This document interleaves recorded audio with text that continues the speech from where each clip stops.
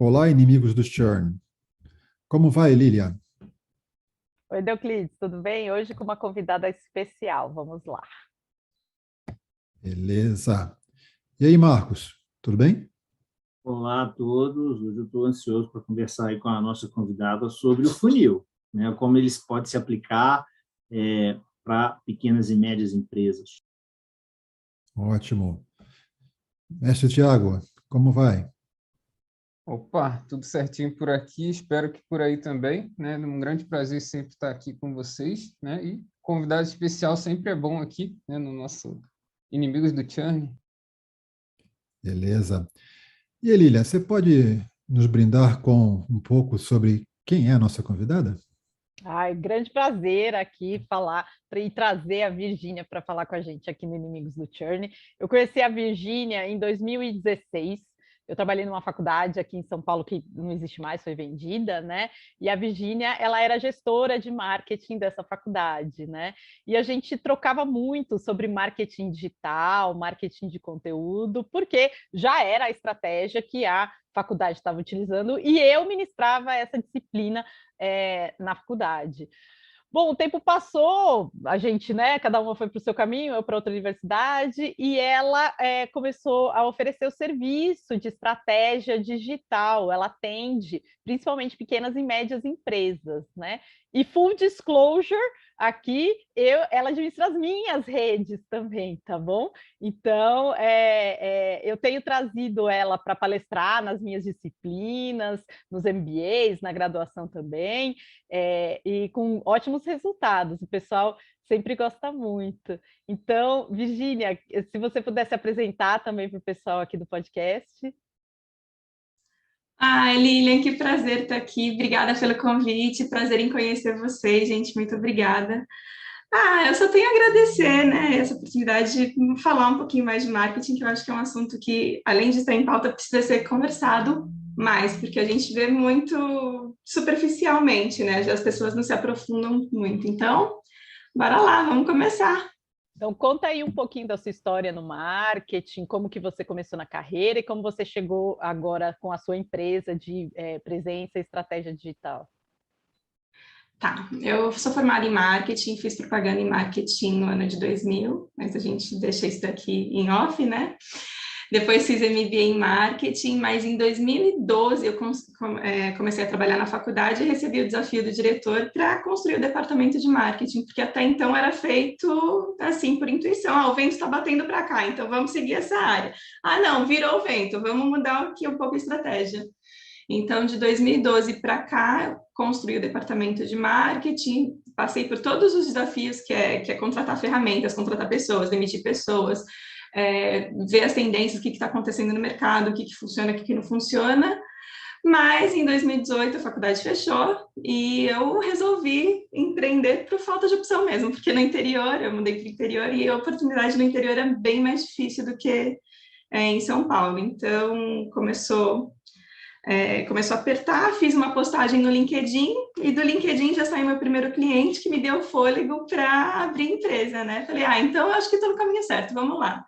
E faz 2 anos que eu estou empreendendo, crescendo, a empresa cresceu 140% esse ano e tá indo, tá bem legal. Estou aprendendo bastante, acho que o dia a dia e a prática contribuem muito, porque a gente vivencia mesmo. É muito legal essa experiência, né?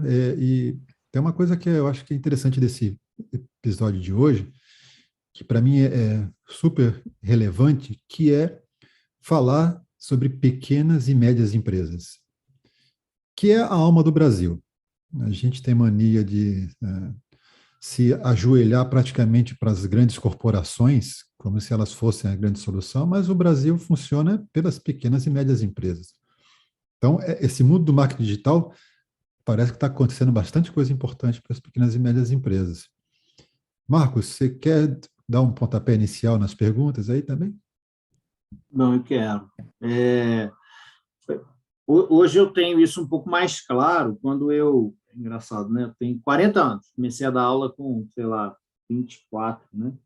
E aí, quando você é muito novo, a gente pega o livro-texto mais famoso aí da área da administração, que é do de marketing, que ele é publicado desde a década de 70, e você simplesmente reproduz aquilo como um papagaio na sala de aula, em uma realidade que não tem nada a ver com a realidade lá fora, né? Então, o Brasil é um país emergente, de terceiro mundo, as nossas empresas são estatais, as nossas grandes empresas. É um país que tem muitas pequenas empresas familiares, o que é o oposto da onde nasceu a disciplina de marketing. A disciplina de marketing ela nasceu como, eu imagino, imagino uma opinião baseada no que eu vejo, tá? Pode ser um juízo de valor, não sei. Mas, assim, como que a gente vai criar uma disciplina para essa nossa realidade de grandes empresas, de corporations, que vão se expandir internacionalmente? Essa é a realidade dos Estados Unidos, cara. Então, existe um journal chamado Journal of Historical Research in Marketing, que tem fator de impacto, eu acho ele muito legal. E aí, uma vez, tem um paper lá que é assim, como é que foi criado o branding? E qual que era a preocupação? Como é que foi criado o branding? Por que foi criado? Porque simplesmente os caras iam distribuir para um país enorme, que nem os Estados Unidos, e precisavam marcar o produto para falar, olha, é dele, é meu, né? Até como forma de cobrar isso depois, licenciar e assim por diante. Essa é a realidade dos Estados Unidos. Agora você joga para o Brasil, né? Um país intensivo em agricultura, presença estatal muito forte. Hoje a gente pode falar que tem cultura empreendedora, mas lá na década de 50 não tinha. Então, eu imagino que as ferramentas de marketing dadas pela literatura, consolidadas pela literatura, elas não se aplicam à nossa realidade, sabe? Eu penso muito isso, e eu queria aí que a Virgínia, se ela pudesse comentar o que ela vê aí no batidão do mercado, se ela também visualiza dessa forma, como que ela pauta as ações e decisões dela, de gestão de marketing. Depois eu tenho outras coisas para complementar. Você tem razão. A bibliografia é muito pautada na cultura americana, principalmente, né? Mas a gente tem o trabalho de construir o departamento de marketing, de construir a realidade do marketing para pequenos empreendedores, na maior parte, né? Então, como que as pessoas começam a empreender? Eu estou sem dinheiro, eu preciso sobreviver, como que vai ser daqui para frente? Eu vou vender camiseta. Daí começa vendendo sem nenhuma estrutura, não sabe o que é uma gestão de negócio, não sabe o que é gestão do marketing, começa a vender para os amigos, começa a dar certo, depois vai se estruturar. E nisso ele perde uma chance de começar certo, né? Normalmente começa sem estrutura nenhuma, de emitir nota fiscal, não sabe no fluxo de caixa, não sabe de nada. O marketing, então, vai ser a última coisa que ele vai pensar. Então, a realidade é bem diferente. O que a gente costuma... o que eu olho quando eu faço uma estratégia de marketing, qual que é a realidade dessa empresa? Eu preciso analisar o concorrente ou preciso que a pessoa olhe para si, né, para entender qual que é o ponto forte, o ponto fraco, o que ela precisa melhorar, para depois olhar a concorrência? Então, no primeiro momento, eu faço um trabalho de autoanálise da empresa para depois olhar o mercado. E é um trabalho complicado, porque tem uma cliente que fechou comigo, se eu não me engano, em março, abril. Até agora ela não respondeu o formulário de briefing, porque ela não sabe o que ela quer vender, ela não sabe, ela sabe que ela quer ganhar dinheiro com a internet, mas ela não sabe como que ela vai fazer isso. Então, ela não olhou para si, ela não sabe quais são os seus pontos fortes, como que ela pode rentabilizar isso. E isso é mais comum do que a gente imagina, tá? Eu tenho algumas clientes, essa é a que dá mais trabalho, mas tem algumas clientes que demoram 3, 4 semanas para responder um formulário de briefing. Dificilmente acontece de uma cliente de um dia para o outro responder que está tudo pronto, já está na ponta da língua. As pessoas não olham para si. Uma pergunta, você tem encontrado aí nessa sua jornada com as empresas a má compreensão do que é marketing? Em geral, as pessoas olham marketing, propaganda, como é que eu vou fazer a propaganda do meu negócio? E a gente sabe que marketing é muito mais que isso. Como é que você tem tentado educar as pessoas sobre o que é marketing? as pessoas entendem que marketing é vendas, né? E um processo complementa o outro, na verdade. Então, eu tento conscientizar falando, olha, você quer resultado imediato? Você tem que investir em vendas. Se você quer um trabalho a longo prazo, se você quer estabelecer sua marca de forma sólida, né, você tem que investir em marketing, que é um processo mais demorado, o retorno não é imediato, mas vem. É um trabalho de conscientização o tempo todo, porque a gente fala isso um mês, no mês seguinte fala, ó, não vendeu ainda, e agora? Como que vai ser? Falo, não, lembra lá que a gente conversou, que não vai ser de uma hora para outra. Tem gente que começou a ganhar dinheiro agora no marketing, mas está desde 2012 criando conteúdo, 2011. Então, é um trabalho, é um processo. Você tem que subir degrau por degrau, não é pular para o topo da escada. Eu acho que essa questão aí que você fala das pequenas e médias não é diferente nas grandes também não, viu? Agora que, né, 1 ano e meio depois que eu comecei na consultoria, né, mais profissionalmente, assim, né, dizendo estruturada, a gente vê esses problemas também nas empresas grandes, né? A única questão é que a empresa grande tem uma equipe que pode fazer isso de uma forma mais autônoma. O empresário, quando eu trabalhei no Sebrae, os consultores falavam que não é empresário, é eu-presário, né? Porque faz tudo. E eu acho que o interessante de ter você aqui hoje, Vi, é a gente dar algumas dicas práticas para as pessoas, né? Então, assim, eu queria que você falasse um pouquinho de como que um pequeno ou médio empresário pode trabalhar com marketing digital para crescer o negócio dele e estabelecer de uma forma sustentável, como você falou, né? Para não ficar vendendo o almoço para comer a janta, né? Só voltando um pouquinho nessa parte de grande empresa, eu acho que grande empresa, a diferença é que eles têm mais ou menos onde quer chegar. Às vezes, por causa da correria do dia a dia, a gente acaba acumulando função e não tendo foco naquilo que a gente quer. Então, precisa fazer alguma coisa agora, para tudo do planejamento, vai apagar incêndio, depois, 2, 3 semanas depois, o que eu estava fazendo mesmo? Daí já perdeu todo o time do projeto, já tem que começar do zero e acontece outro incêndio e acaba sendo postergado. Por isso que as consultorias hoje fazem tanto sucesso, porque precisa de um olhar externo mesmo só para estruturar o projeto, porque a equipe interna normalmente não dá conta. Agora, a parte prática das redes sociais, o que eu acho importante é ter um objetivo muito bem definido, saber o que você quer, o que você quer nas redes sociais. Às vezes é criar autoridade, às vezes é melhorar o atendimento com o consumidor, às vezes é entender o que o consumidor quer. Então, é saber de fato o que você espera nas redes sociais. Em cada rede social você pode trabalhar de forma diferente, pensando sempre no público-alvo, mas a forma com que se demonstra, se expõe é diferente em cada rede social. E ser constante, entender e escutar o que as pessoas estão falando, vendo as métricas, né? Por que um post dá resultado e outro não? Será que vídeo realmente vale a pena? É se questionar o tempo todo. E questionar, fazer análise das métricas, testar de novo e testar o tempo todo. É muito legal você falar disso, porque eu acho que agora é a hora de você falar um pouquinho do funil, né? Porque a maioria das pessoas que chegam para mim, os alunos, eles pensam que e principalmente quem é da minha geração para trás, né? Porque eu sou nós, né, Vi, sem entregar a idade, a última geração que cresceu sem internet, né? E de nós para os mais velhos, né? Eles têm a impressão de que o marketing digital é a mesma coisa que era o rádio ou que era a TV. É uma estratégia vendedora. Compra, compra e compra, é só até amanhã, né, e tal.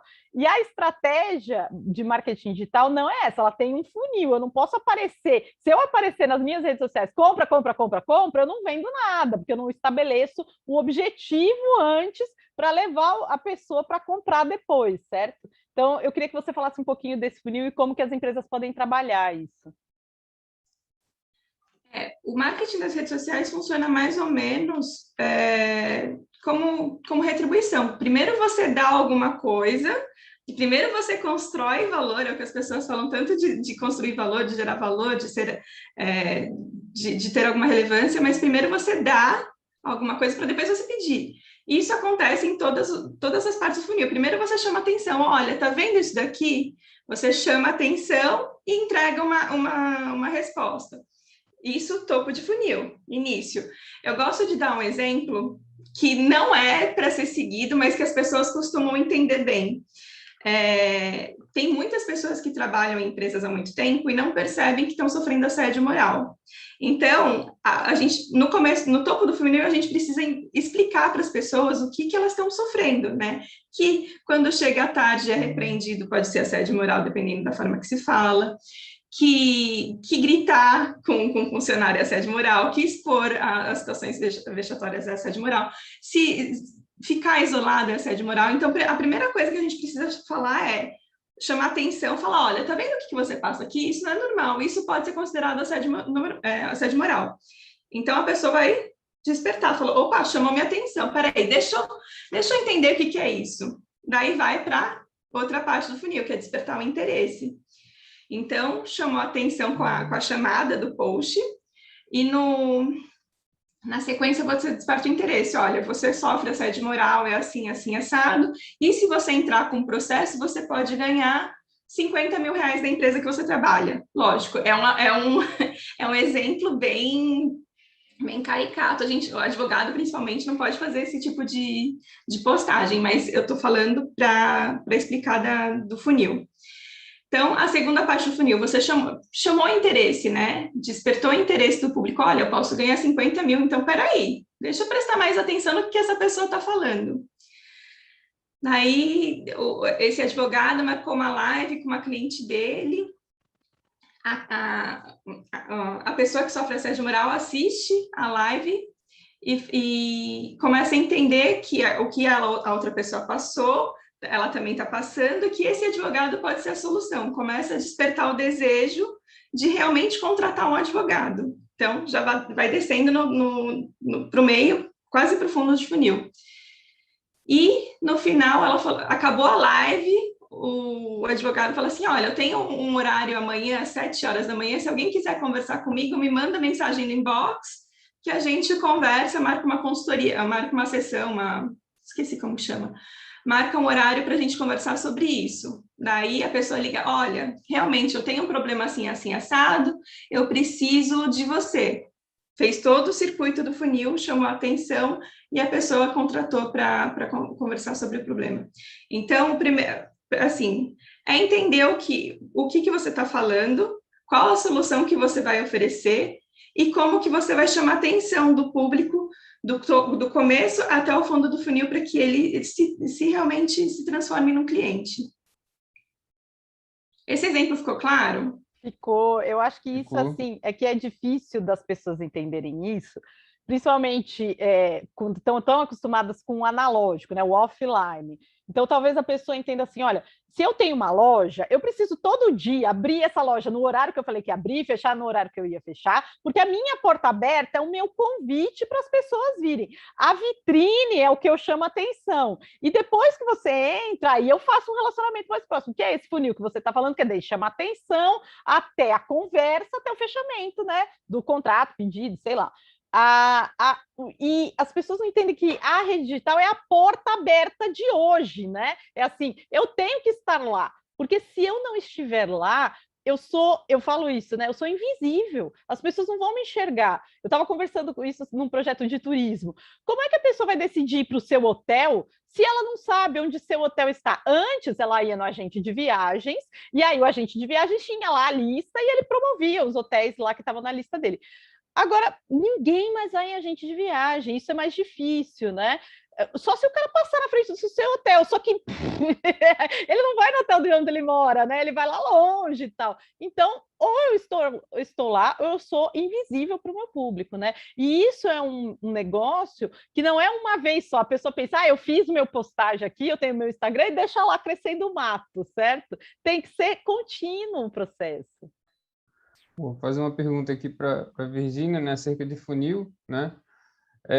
Você falou que tem todo esse processo e tudo mais, né? E aí tem todas essas etapas, né? Mas o digital, ele colapsa esse funil, ou seja, do primeiro ponto eu posso ir para o último, em vez de passar pelo segundo, por exemplo? Sim, às vezes a pessoa já está consciente do... Tá ligado o microfone, tá?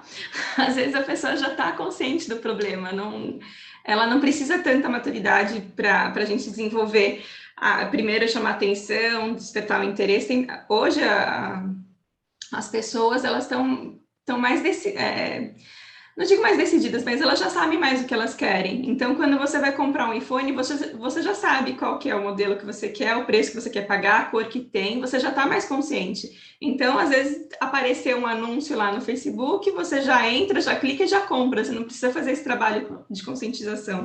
Então, lógico, a gente precisa trabalhar com todas as etapas do funil, mas não necessariamente fazer conteúdo só de topo, só de meio, só de fundo em alguns momentos. Você tem que misturar para atingir todos esses públicos.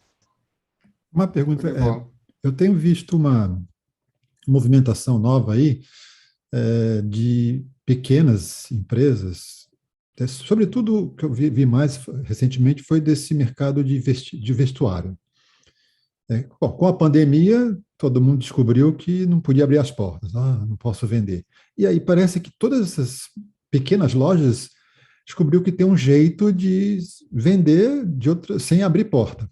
Então, hoje já está bem consolidado, me parece, um monte de pessoas fazendo a sua propaganda, a sua divulgação no Facebook, no Instagram, mostrando a roupa, aquela coisa que a vendedora faz na loja, está fazendo ali na rede em geral, seja lá qual o canal.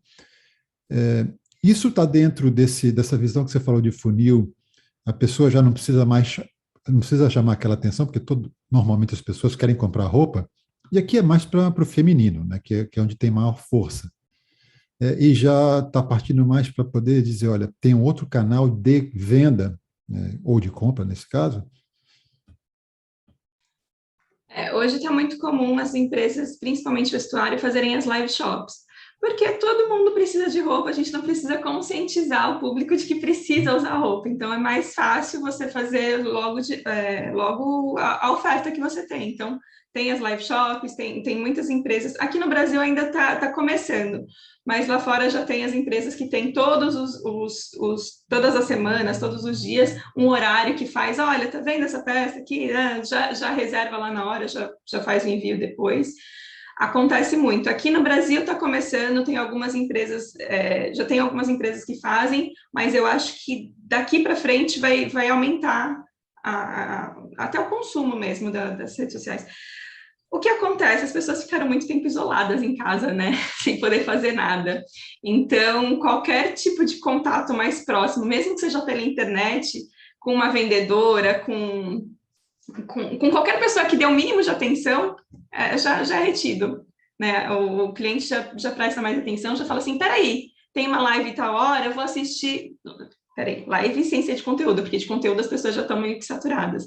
Agora, live shop, assim, as pessoas prestam atenção, porque elas querem um pouquinho de contato, querem um pouquinho o mínimo de atenção possível e querem comprar também, porque faz tempo que não compra nada, não sai, não se sente, não faz nada que agrade, né? Não tem um ponto de escape. Um destaque, eu queria saber a interpretação da Virgínia com relação a isso, porque a minha área é de comunicação. E aí a minha área de graduação, já estou em outra área, mas eu acho que muito da estrutura atual da mídia social, ela consegue ser explicada pela comunicação, porque eu costumo falar que a gente mudou de um sistema de um para muitos para muitos para muitos. Então, como é que era antigamente? Antigamente era o seguinte, se eu quero anunciar alguma coisa para alguém, eu tenho que comprar um espaço, e aí a interação do indivíduo é com o espaço, não é comigo. Então, a pessoa, sei lá, sentava na frente da televisão, via propaganda, isso antes da mídia social, tá? Ouvia rádio, então ela está interagindo diretamente com o meio, ela não está interagindo comigo, não tem conteúdo meu para essa pessoa diretamente. O que aconteceu com a mídia social? A mídia social, a estrutura de poder mudou, né? Então, é de muitos para muitos, então eu tenho como criar o meu canal. Eu crio o meu canal, interajo direto com o meu cliente, eu tenho mídia própria, que não tinha antes. Além da mídia paga, eu posso comprar um espaço, né? Posso comprar um espaço no Google, posso comprar um espaço na televisão, mas eu também tenho a mídia própria, onde eu anuncio, onde eu gero conteúdo diretamente. Além disso, eu tenho a mídia ganhada. Como assim a mídia ganhada? Alguém comenta na minha postagem. E eu estou ganhando mídia dessa pessoa. Por quê? Porque, por exemplo, vamos supor que a Lilian comenta na minha postagem e a Virgínia é minha seguidora de segunda ordem, ela não é minha seguidora direta. Só que aí, como a Lilian comentou na minha postagem e ela é amiga direta da Virgínia, vai aparecer na timeline da Virgínia o comentário da Lilian. Eu acabei de ganhar mídia.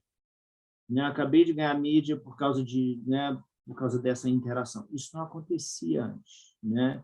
Então, na minha opinião, a estratégia de marketing ela mudou. E é aí que a gente vem falar sobre o funil.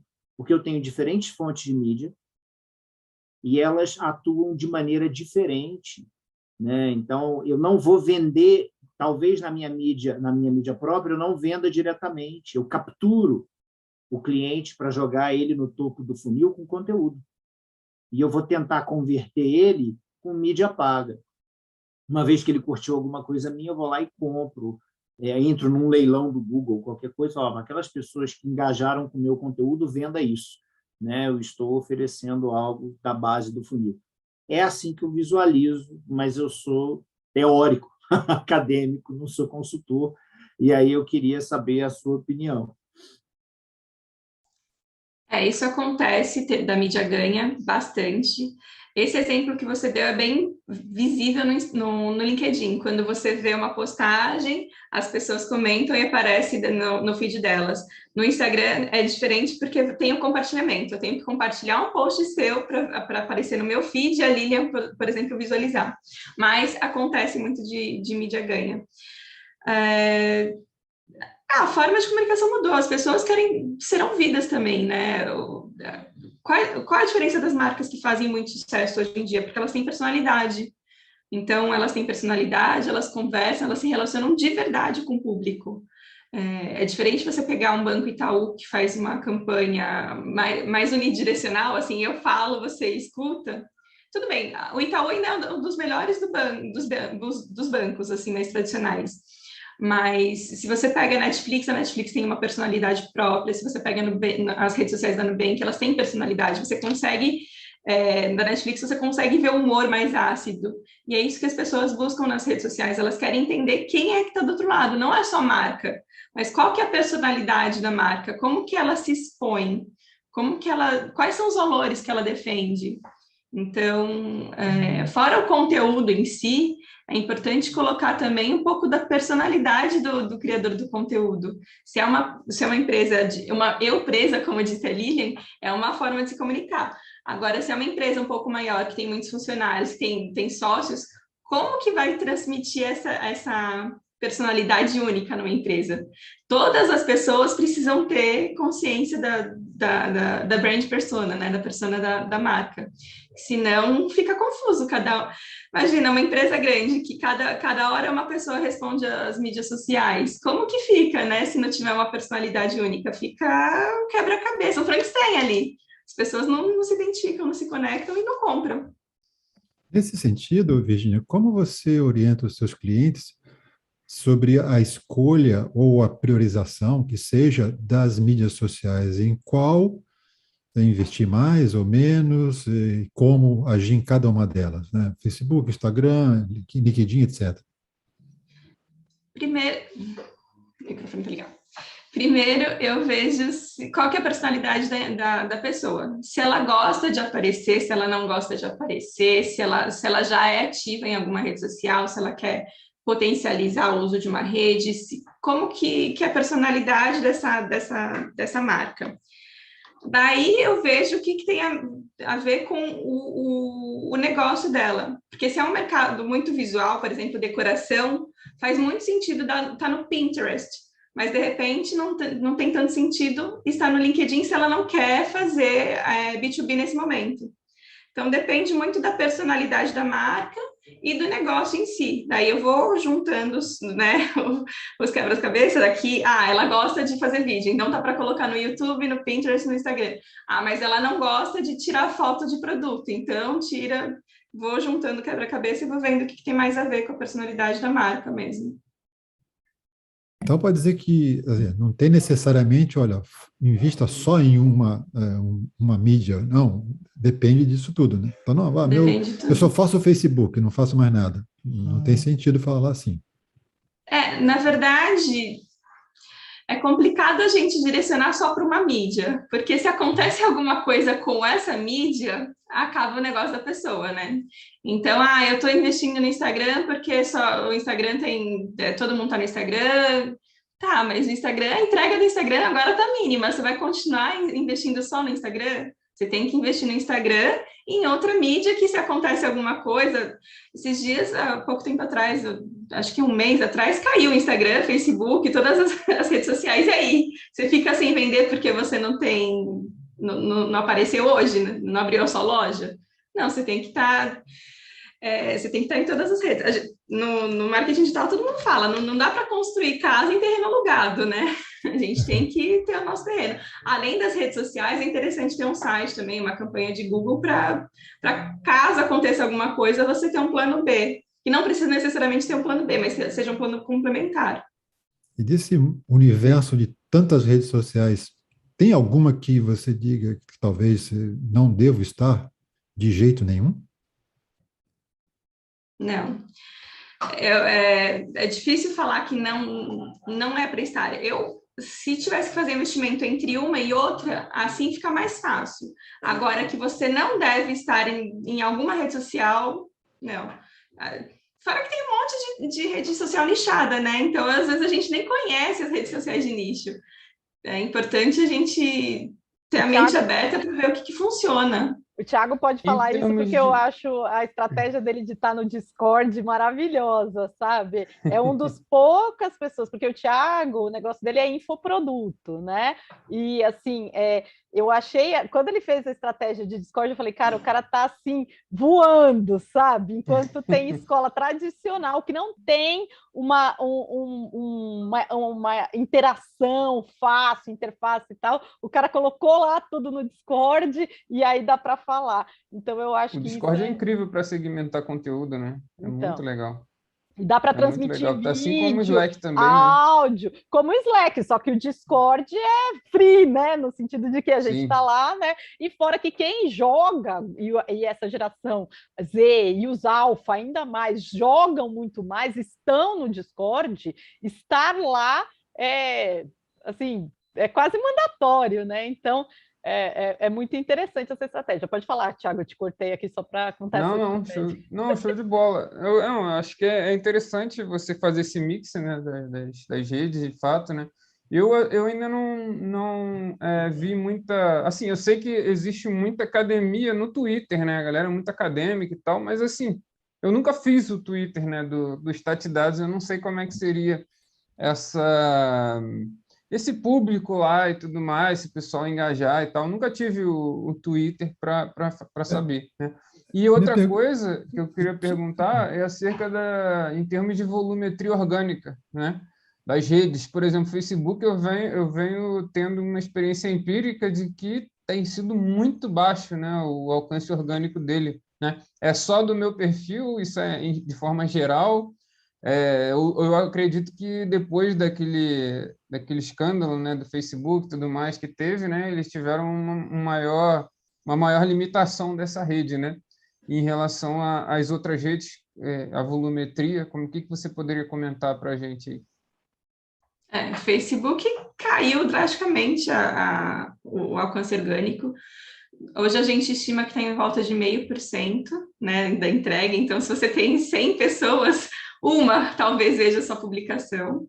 Mas o ponto forte do Facebook são os grupos. Então, eu estou no Facebook ainda e vejo muita troca muito legal nos grupos do Facebook. Então, se você tem um nicho que você quer trocar, você quer conversar, você quer entender, até quer se vender, participe de grupos que eu acho que vale a pena. Instagram, eu acredito basicamente que eu atuo lá também, grupos também. Pontuado aí. O Instagram está caindo cada dia mais, eu acho que ele vai chegar no nível do Facebook, porque eles querem anúncios, né? Como toda empresa, tem que visar lucro. E uma rede social que está com uma entrega muito boa hoje, e que a tendência é tomar conta desse mundo de Instagram, que está todo mundo cansado, está exausto de ficar aparecendo toda hora, é o Pinterest. O Pinterest está com alguns desenvolvimentos, assim. Ele está aumentando já a sua área de atuação, ele começou a investir em anúncios agora. Essa semana ele anunciou que vai criar o Pinterest TV, ou seja, as pessoas vão ter um programa mesmo dentro do Pinterest. Então, acho que... E a entrega do Pinterest é muito boa também. Então, acho que... E fala diferente que também tá baratinha a mídia, né? Super barato para anunciar, então você consegue anunciar, tipo, com R$10 você faz um alcance de 20, 30 mil pessoas. E eu acho que as pessoas estão meio cansadas dessa obrigação de Instagram, de Facebook, de ter que estar lá, de assistir toda hora o mesmo conteúdo, que são as mesmas pessoas falando o mesmo tipo de coisa. No Pinterest você tem, diferente da exaustão do Instagram, o Pinterest você vai quando você quer se inspirar em alguma coisa. Então, muda o mindset, muda a forma com que as pessoas consomem o conteúdo lá, e é uma coisa mais tranquila. Então, eu acho que o Pinterest daqui a pouco vai surpreender. O Mark Zuckerberg que não se cuide, não. O Mark, ele passou agora para o Meta também, né? Ele quer mudar o Facebook para virar uma outra coisa, não sei como é que é. O tal da Meta vai virar no metaverso. Eu acho que a Lilian pode falar do metaverso aí. A Lilian que é nossa especialista em metaverso. Então, eu andei lendo algumas coisas aí sobre o metaverso, e aí a questão do metaverso é também uma questão de evolução cultural, tá? Aliás, a gente pode até discutir isso em outro episódio, porque tem um pessoal de psicologia evolucionista e cultura evolucionista. O Alberto Acerbi é o mais proeminente dessa área, que ele fala de evolução cultural nos meios digitais. Ele tem um livro, que é um livro acadêmico, um cabedal, assim, que é Cultural Evolution in the Digital Age, né? A questão é assim, gente, a nossa vida, ela passa, como foi na invenção da escrita, tá? A gente só tinha tradição oral, então a gente tinha uma vida totalmente no real, certo? Quando veio a escrita, a gente passou a viver vidas na escrita. Você lê, você entra naquele momento, é um escapismo, enfim, tem o seu valor ali, mas é um outro mundo. E o mundo digital agora também é um outro mundo, tá? No qual a gente vive, não existe uma barreira entre o físico e o digital, é pervasivo, entendeu? Então, é osmótico. Fora e dentro do digital, por exemplo, quando eu entro aqui e vou falar com vocês, a gente vai falar, eu vi, Marcos, que você viajou para não sei onde. Virgínia, você estava lá na cidade tal, porque eu vi na sua rede. Então, tudo isso permeia. E o metaverso, não o meta como empresa do Zuckerberg, mas sim como um meio. Pensa como a Matrix, tá? No qual a gente vive lá também, tá ok? Se você for falar, a estatística que eu sempre abro as aulas de marketing de redes sociais, né? 40% dos casais hoje se conhecem no meio digital. E existem relacionamentos que começam, vivem e terminam só no digital, tá? Tudo bem que eu sou velha, tal, eu não entendo isso, porque eu estou casada há 20 e casada aqui há 16. Junto com meu marido fez 22 anos esse mês de novembro. Então eu não sei como é namorar no digital, não existia digital na minha época. Mas isso é uma coisa que essa cultura de hoje existe. E aí, daqui a pouco a gente vai trabalhar e vai viver dentro de um ambiente digital que vai ter características que o pessoal da Ericsson fala do 6G, da internet dos sentidos. O Euclides falou isso também aqui, né? Na qual a gente vai poder ter sensações fora visão e audição no mundo digital também. Isso não é vida?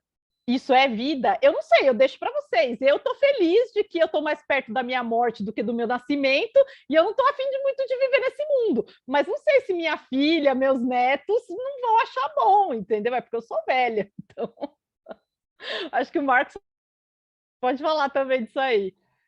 Os franceses que vão ganhar uma grana aí vendendo perfume, né? Eu acho engraçado, assim, algumas coisas mudam e outras não mudam, né? Eu lembro, eu não sou mais velho, né, gente? Então, assim, numa outra vida, eu lembro que as pessoas... O brasileiro é fofoqueiro por natureza, né? Então, a galera adorava a revista Caras, né? Porque ela via a vida dos famosos, que ela não conseguia ver. Só colocar aqui, não é só brasileiro, tá? Se você for falar assim, naquele livro que a gente falou aqui num podcast anterior, Todo Mundo Mente, as pessoas dizem que gostam de ler New Yorker, mas o site mais seguido da internet é o TMZ, né? As pessoas dizem que gostam de ver TED Talk, mas o vídeo mais visto da internet é vídeo do Xvideos, né? Aliás, Thiago, só para falar, o pessoal está colocando no Pornhub agora vídeo de aula, tá? Porque lá é gratuito para colocar e está colocando lá. Rapaz, essas aulas aí, rapaz.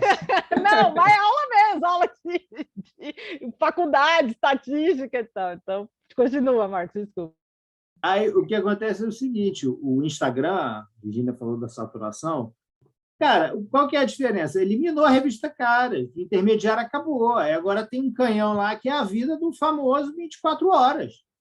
Né? Então, a casa dele, ele conversando com não sei o que lá.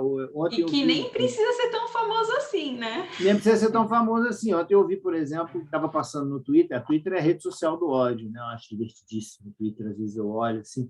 Aí estavam criticando uma famosa, que eu não sei quem que é, uma influenciadora que eu não sei quem que ela estava falando assim, nossa, eu estou exausta porque eu fiquei cuidando, fui dormir com a minha filha, e eu nunca dormi com a minha filha, normalmente quem dorme é a babá e tal, enfim. Então, ou seja, tá lá 24 horas, sem filtro, cara. Essa é a realidade que a gente está vivendo, e eu acho que isso cansa. Concordo com você. Cansa por causa da saturação. Como o ser humano adapta o seu comportamento, então, assim, a propaganda tradicional, qual a principal característica? Ela tinha uma certa influência na década de 70, e as pesquisas mostraram que a influência caiu à metade, né, a partir da década de 90, porque o ser humano ele se adapta. Então, a gente se acostumou. Então, acho que isso vai acontecer também.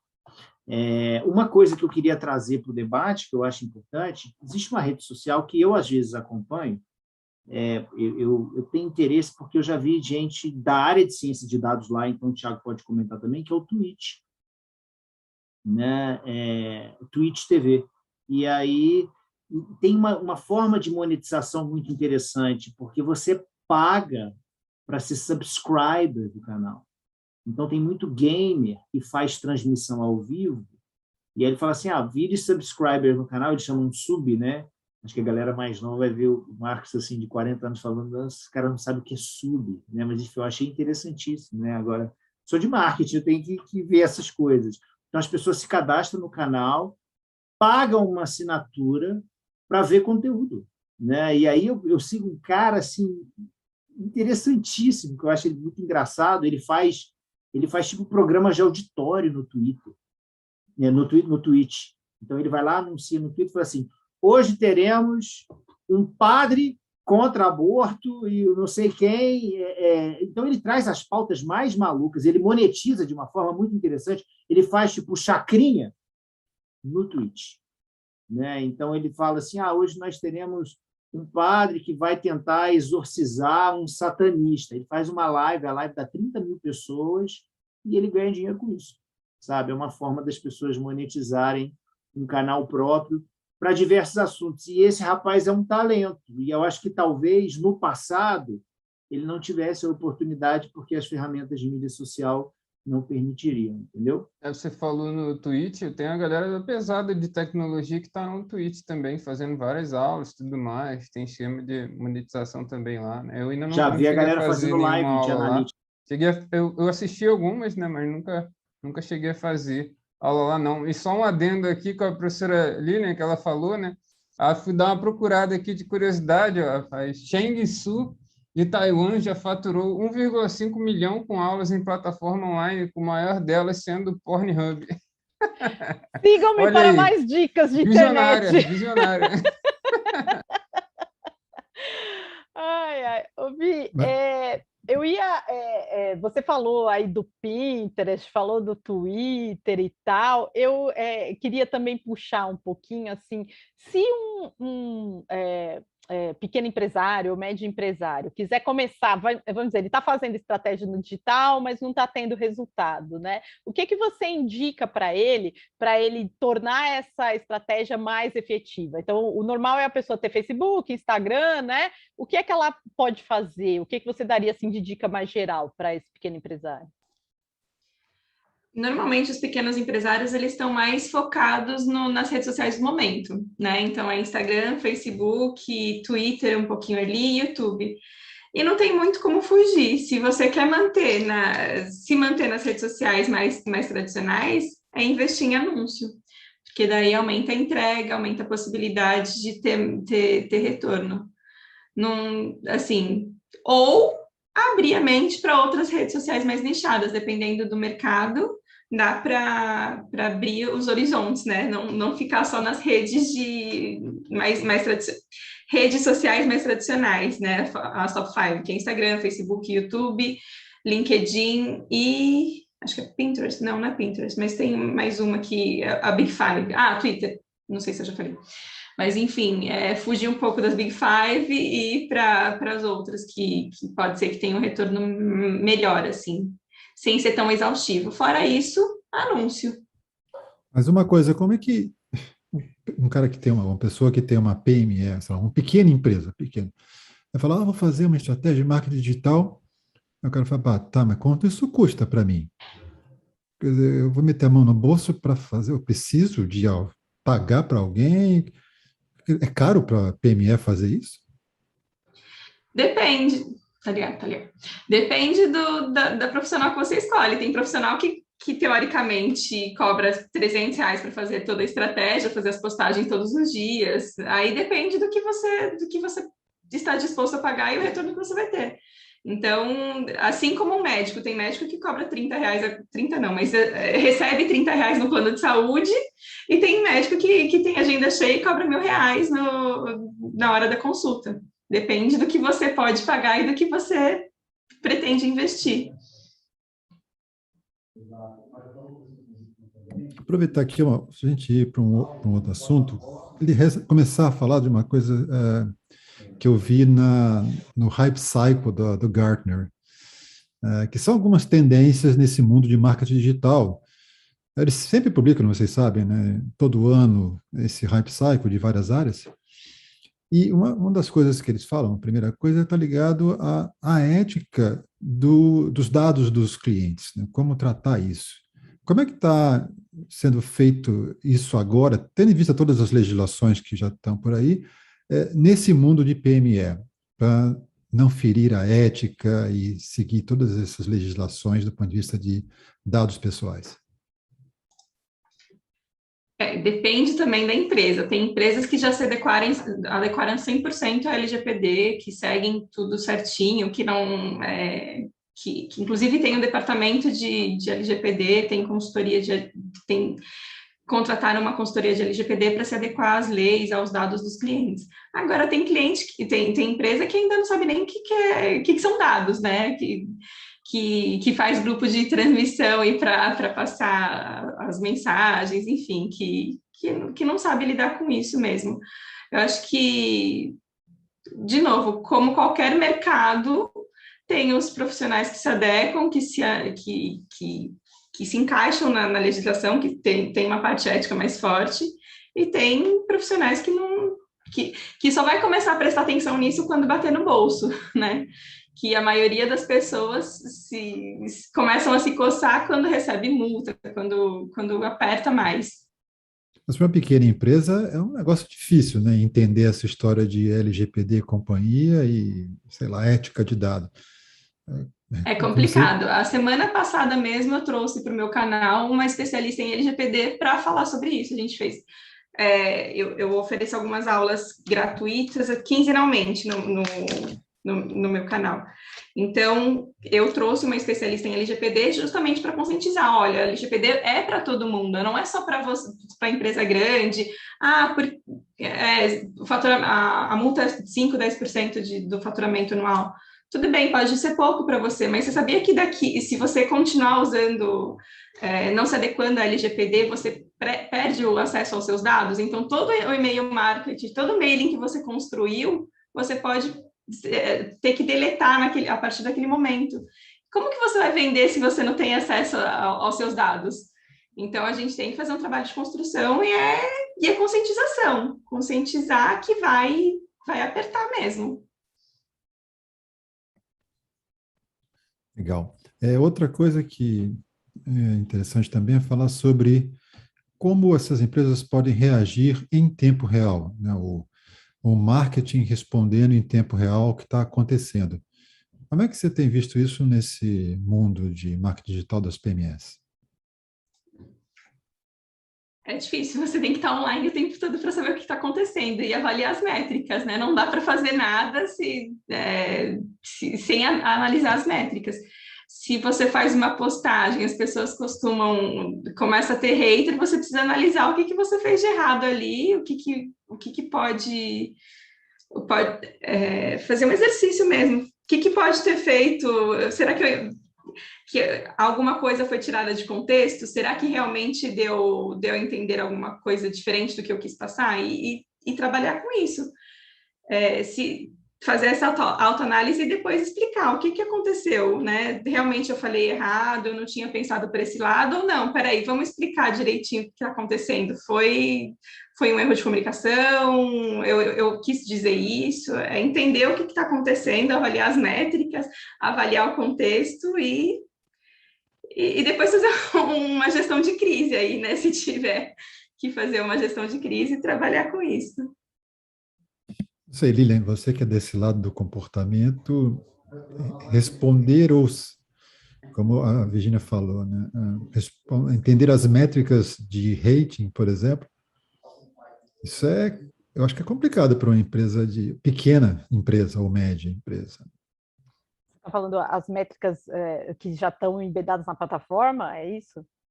Não, como é que eu posso fazer para medir essa questão que ela falou? Se eu quero saber que fiz uma postagem, eu tenho que ver qual foi a resposta para as postagens, se teve muito haters ou outra coisa desse tipo.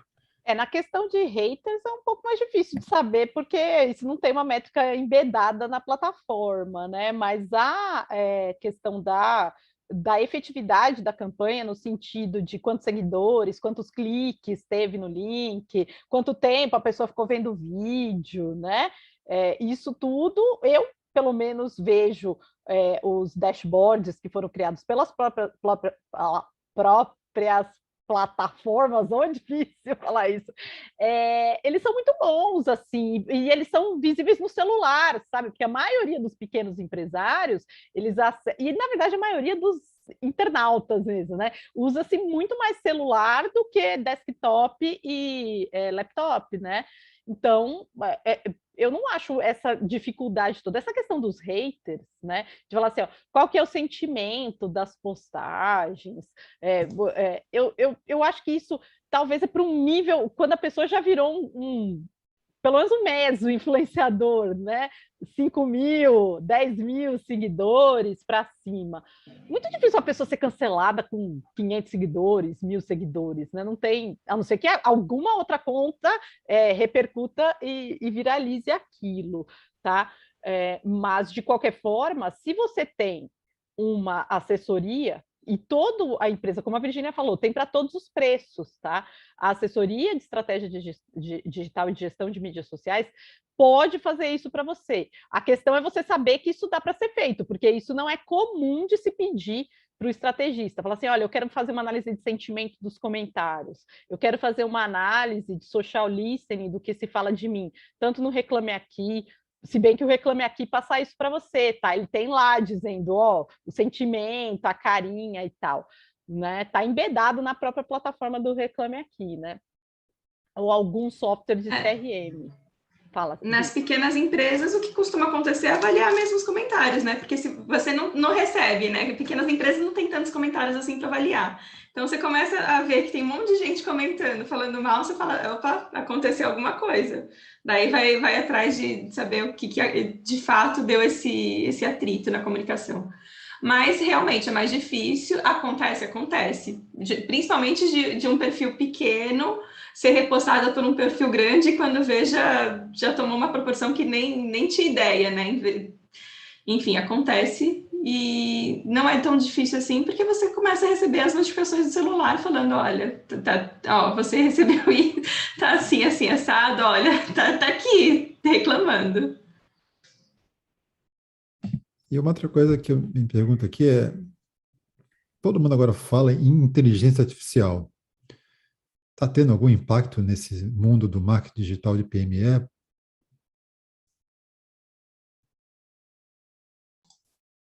Lilian, você quer falar que você que é especialista em inteligência artificial?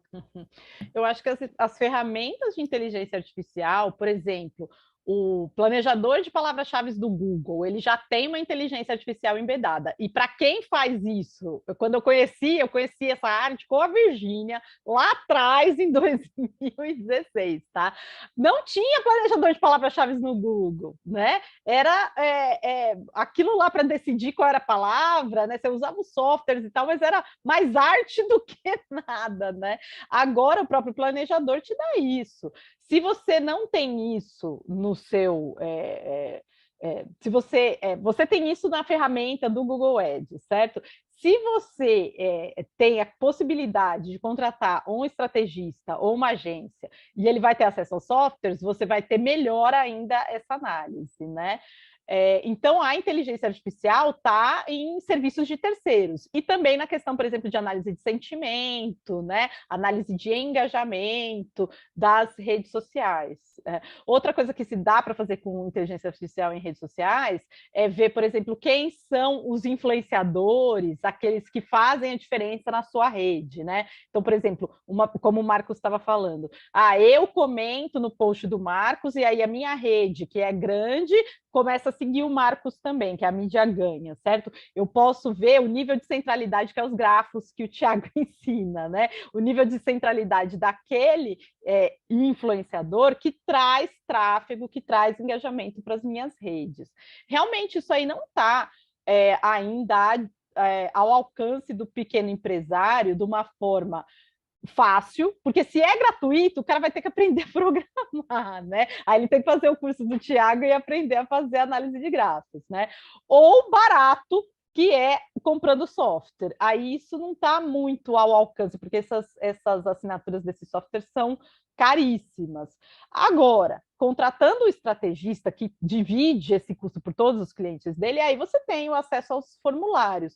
Por isso que eu acho que o empresário eu indico, tá? Investir nisso, porque não dá para você fazer tudo. Você está, como a Virginia falou, você está se focando nas vendas, nas compras, na administração de pessoal. Aí você vai fazer também isso, gente. Lógico que sai mais barato fazer in the house quando você chega num certo tamanho de empresa, mas se você ainda é pequeno, não é recomendável.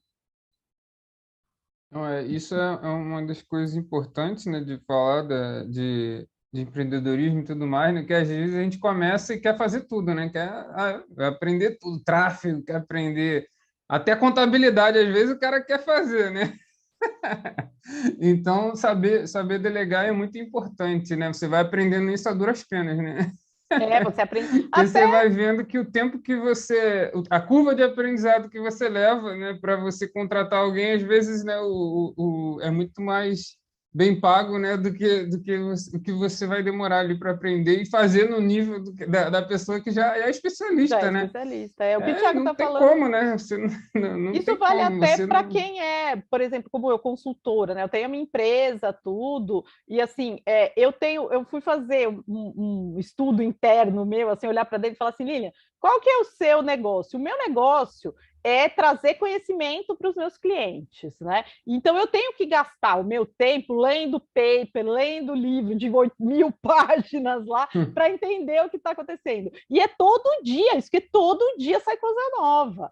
E eu não posso falar assim, agora eu vou fazer as minhas redes sociais também, agora eu vou fazer as vendas também, agora eu também vou fazer agendamento. Gente, o que eu perco de tempo fazendo isso, eu poderia estar investindo em coisas que geram valor para o meu cliente. Então, você coloca no custo de oportunidade na balança, então você fala, não, então, como o Thiago está falando, então vou deixar, o meu negócio aqui é estatística, fazer infoproduto e fazer bem feito. Nisso eu foco. O resto eu posso contratar especialista. Lógico que eu imagino que tem algum pequeno empresário falando assim, mas eu não tenho fluxo de caixa livre para fazer isso. Eu entendo, e é por isso que a gente cresce aos poucos, né? Eu e a Virgínia, quando ela estava fazendo a minha estratégia, a gente estava conversando, falando assim, eu não sou para todo mundo. né? É assim, qual é a persona que você quer atingir? O que é que você gostaria de ser? Como você se vê daqui 1, 5, 10 anos, né? Então você tem que tomar essa decisão, quais são os caminhos estratégicos que você vai tomar. E tomar essa decisão consciente, porque algumas oportunidades você vai ter que deixar passar.